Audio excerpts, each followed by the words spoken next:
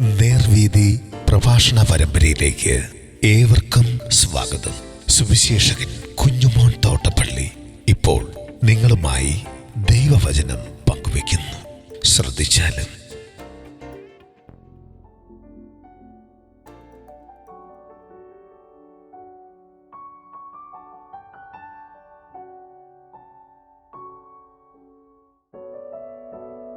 യൂദയും യേശുവിൻ്റെ സർവ്വജ്ഞാനവും. ദൈവനാമത്തിന് മഹത്വമുണ്ടാകട്ടെ. യോഹന്നാൻ സുവിശേഷം 13-ാം അധ്യായത്തിൻ്റെ 18, 19, 21, 26 വാക്യങ്ങൾ ഞാൻ വായിക്കുന്നത് ശ്രദ്ധിച്ചാലും. എൻ്റെ അപ്പം തിന്നവൻ എൻ്റെ നേരെ കുതികാൽ ഉയർത്തിയിരിക്കുന്നു എന്നുള്ള തിരുവെഴുത്തിന് നിവൃത്തി വരേണ്ടതാകുന്നു. ഇത് സംഭവിക്കുമ്പോൾ ഞാൻ തന്നെ മശിഹ എന്ന് നിങ്ങൾ വിശ്വസിക്കേണ്ടതിന് ഞാനിപ്പോൾ അത് സംഭവിക്കുന്നതിന് മുമ്പേ നിങ്ങളോട് പറയുന്നു. ഇത് പറഞ്ഞിട്ട് യേശു ഉള്ളം കലങ്ങി, ആമേൻ ആമേൻ, ഞാൻ നിങ്ങളോട് പറയുന്നു, നിങ്ങൾ ഒരുത്തൻ എന്നെ കാണിച്ചു കൊടുക്കും എന്ന് സാക്ഷീകരിച്ചു പറഞ്ഞു. ഇതാരെക്കുറിച്ച് പറയുന്നുവെന്ന് ശിഷ്യന്മാർ സംശയിച്ച് തമ്മിൽ നോക്കി. ശിഷ്യന്മാരിൽ വെച്ച് യേശു സ്നേഹിച്ച ഒരുത്തൻ യേശുവിൻ്റെ മാറുവിടത്ത് ചാരിക്കൊണ്ട് ഇരുന്നു. ശീമോൻ പത്രോസ് അവനോട് ആംഗ്യം കാട്ടി. അവൻ പറഞ്ഞത് ആരെക്കൊണ്ട് എന്ന് ചോദിപ്പാൻ പറഞ്ഞു. അവൻ യേശുവിന് നെഞ്ചോട് ചാഞ്ഞു, കർത്താവേ, അതാരെന്ന് ചോദിച്ചു. ഞാൻ അപ്പക്കണ്ണം മുക്കി കൊടുക്കുന്നവൻ തന്നെ എന്ന് യേശു ഉത്തരം പറഞ്ഞു. കണ്ണം മുക്കി ശീമോൻ ഇസ്കുരിയോത്താവിന്റെ മകനായ യൂദയ്ക്ക് കൊടുത്തു.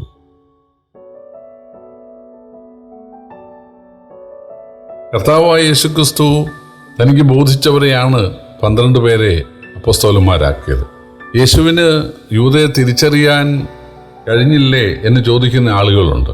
ഇതുപോലെ തന്നെ ഒറ്റിക്കൊടുത്ത് ഇതുപോലെ ദണ്ഡനങ്ങൾ അനുഭവിക്കുവാൻ ഇടയാകുമെന്ന് യേശുവിന് അറിഞ്ഞുകൂടായിരുന്നുവോ എന്നാണ് ആളുകൾ ചോദിക്കുന്നത്. എന്തിന് ഈ കള്ളനെ അനുവദിച്ചു? യേശുവിൻ്റെ അജ്ഞതയല്ലേ എന്നാണ് ആളുകൾ പറയുന്നത്.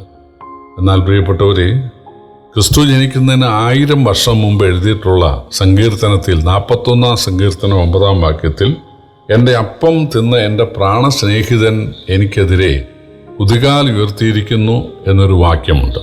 എൻ്റെ അപ്പം തിന്ന എന്ന് പറഞ്ഞാൽ എൻ്റെ എല്ലാ സംരക്ഷണവും അനുഭവിച്ച എൻ്റെ ശിഷ്യൻ എന്നാണ് അതിൻ്റെ അർത്ഥം.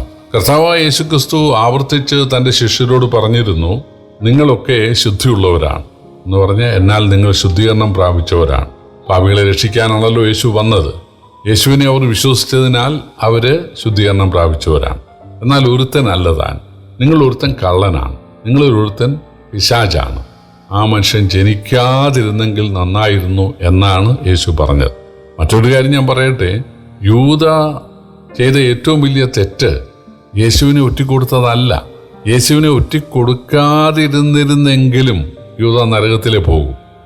കാരണം യേശുവിനെ ഒറ്റിക്കൊടുക്കുന്നതിന് മുൻപ് യേശു പറഞ്ഞു, നിങ്ങൾ ഒരുത്തൻ കള്ളനാണ്, പിശാചാണ്, അവൻ ജനിക്കാതിരുന്നെങ്കിൽ നന്നായിരുന്നു, അവൻ ശുദ്ധിയുള്ളവനല്ല എന്ന് യേശു പറഞ്ഞിരുന്നു. അപ്പം നിങ്ങൾ ചോദിക്കും, അപ്പോൾ യൂദയുടെ തെറ്റെന്താണ്? യൂദയുടെ തെറ്റ് യേശുവിനെ ദൈവമായി, രക്ഷിതാവായി, ദൈവം അയച്ച മശിഹയായി സ്വീകരിച്ചില്ല എന്നുള്ളതാണ്. അതായത് യേശു ഇങ്ങനെ ജനത്തെ കൂട്ടി ഇങ്ങനെ സുവിശേഷം അറിയിച്ചുകൊണ്ട് ജീവിക്കുകയും അത്ഭുതങ്ങളൊക്കെ ചെയ്യുകയും ചെയ്യുന്നത് കണ്ടപ്പോൾ യൂദയ്ക്ക് തോന്നിയത് ഇദ്ദേഹം ഒരു സാമൂഹ്യ പരിഷ്കർത്താവാണ്, അല്ലെങ്കിൽ ഒരു വിപ്ലവകാരിയാണ്. ഇങ്ങനെ ജനത്തെ കൂട്ടി ഈ കാടുമേടുകളിലൊക്കെ ജനവുമായിട്ട് ഒരുമിച്ച് ഇങ്ങനെ വചനം പ്രസംഗിക്കുന്നതും ഒക്കെ തീർച്ചയായിട്ടും ഒരു വിപ്ലവത്തിന് വേണ്ടിയാണ്. അതായത് പീലാത്തോസിനെ ഓടിച്ച് റോമ അടിമത്വത്തിൽ നിന്ന് ഇസ്രായേലിനെ വിടുവിക്കുവാനായി ഇറങ്ങിത്തിരിച്ച ഏതോ ഒരു പ്രസ്ഥാനക്കാരനാണ്. അക്കാലത്ത് അങ്ങനെയുള്ള പല പ്രസ്ഥാനങ്ങളും ഉണ്ട്. എരിവുകാർ എന്നൊരു ഗ്രൂപ്പ് ഉണ്ടായിരുന്നു. അതുപോലെ സാദൂക്യര്, പരീശന്മാര്, ഹേരോദ്യര്, എസ്സേന്യര്, ഇങ്ങനെയുള്ള പല ഗ്രൂപ്പുകളുണ്ടായിരുന്നു. അപ്പോൾ തീർച്ചയായിട്ടും യേശു ആളെ ഇങ്ങനെ സംഘടിപ്പിക്കുന്നത് തീർച്ചയായിട്ടും അത് രാജ്യം പിടിച്ചെടുക്കാനാണ് എന്ന് യൂദ വിചാരിച്ചു. അങ്ങനെയെങ്കിൽ യേശുവിനോട് ചേർന്നാൽ തനിക്കും ഒരു സ്ഥാനം കിട്ടുമല്ലോ എന്നാണ് അവൻ വിചാരിച്ചത്. അല്ലാതെ പിതാവായ ദൈവം പ്രവചനപ്രകാരം ലോകത്തിലേക്ക് അയച്ച രക്ഷിതാവാണ്. അവിടുന്ന് ദൈവത്വം തെളിയിച്ച ശേഷം മനുഷ്യൻ്റെ നരകം ഏറ്റ് ബലിമൃഗമായി തീർന്ന് കുരിശിൽ യാഗമായി പിന്നെ ഉയർത്തെഴുന്നേറ്റ് അദൃശ്യനായി ജീവിക്കുക, അതൊന്നും അവൻ്റെ തലയിൽ കയറിയിട്ടില്ല. അവൻ്റെ മനസ്സിലുള്ളത് യേശു ഒരു സാമൂഹിക പരിഷ്കർത്താവ്, അല്ലെങ്കിൽ ഒരു ഉപദേഷ്ടാവ്, അല്ലെങ്കിൽ അത്ഭുതം ചെയ്യാൻ ഏതോ സിദ്ധിയൊക്കെ ഉള്ള ഒരാൾ എന്നുള്ളതേ ഉള്ളൂ. ഇപ്പോൾ ഒരുപക്ഷെ യേശുവിനെ അവർ പിടിക്കുകയും കൊല്ലുകയും ചെയ്യുമെന്നൊന്നും ഇയാൾ വിചാരിച്ചും കാണുകയില്ല. കാരണം ഇതിനോടൊക്കെ എത്രയോ അത്ഭുതങ്ങൾ യേശു ചെയ്തു. മരിച്ചവരെയൊക്കെ കല്ലറയിൽ നിന്ന് പുറത്തു കൊണ്ടുവന്നു. അതുകൊണ്ട് യേശുവിനെ പിടിക്കാനൊന്നും അവർക്ക് സാധിക്കുകയില്ല. യേശുവിനെ ഇവരോട്ട് പിടിച്ചു കൊല്ലുകയുമില്ല. പിന്നെ 30 വെള്ളിക്കാശ് തനിക്ക് കിട്ടുകയും ചെയ്യും, യേശു രക്ഷപ്പെടുകയും ചെയ്യും. ഇതാണ് യൂദ വിചാരിച്ചത്. പക്ഷേ യേശുവിനെ 30 വെള്ളിക്കാശിന് ഒരു ശിഷ്യൻ ഒറ്റിക്കൊടുക്കും എന്നും, അല്ലെങ്കിൽ അവൻ്റെ മക്കളും ഭാര്യയൊക്കെ അനാഥരാകുമെന്നും അവൻ്റെ വാസസ്ഥലം ശൂന്യമാകുമെന്നൊക്കെ ബൈബിളിലുണ്ട്. അതും കൂടാതെ ആ പണം കൊണ്ട് കുശവൻ്റെ നിലം വാങ്ങും എന്നെല്ലാം ബൈബിളിൽ യിരെമ്യാ പ്രവചനത്തിലും സെഖര്യാവിൻ്റെ പ്രവചനത്തിലും ഒക്കെ എഴുതിയിട്ടുണ്ടായിരുന്നു. വാസ്തവത്തിൽ അതെല്ലാം എഴുതാനായിട്ട് പ്രവാചകന്മാരെ പ്രേരിപ്പിച്ചതും യേശുവാണല്ലോ മനുഷ്യനാകുന്നതിന് മുമ്പ്. അപ്പോൾ തീർച്ചയായിട്ടും യേശു തൻ്റെ സർവജ്ഞാനത്തിൽ അറിഞ്ഞുകൊണ്ട് മനസ്സായിട്ടാണ് യൂദയെ കൂടെ ചേർത്തത്. കാരണം അവന് യേശുവിനെ ഒരു വിപ്ലവകാരിയായിട്ടാണ് കണ്ടിരിക്കുന്നത്. തീർച്ചയായിട്ടും അവന് തന്നെ കാണിച്ചു കൊടുത്ത് അതിനാൽ പൈസ വാങ്ങിക്കാൻ ആഗ്രഹിക്കുന്ന ആളാണെന്ന് അറിഞ്ഞുകൊണ്ട് തന്നെയാണ് യേശു ഈ യൂദയെ ചേർത്തത്.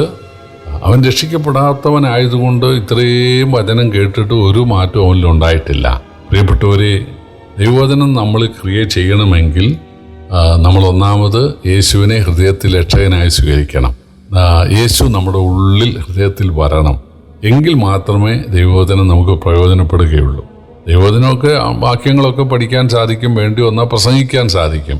പക്ഷേ ആ ദൈവത്തിൻ്റെ വചനത്തിൻ്റെ ശരിയായൊരു സ്വാധീനം, അതിൻ്റെ ഗുണം നമുക്കുണ്ടാകുകയില്ല.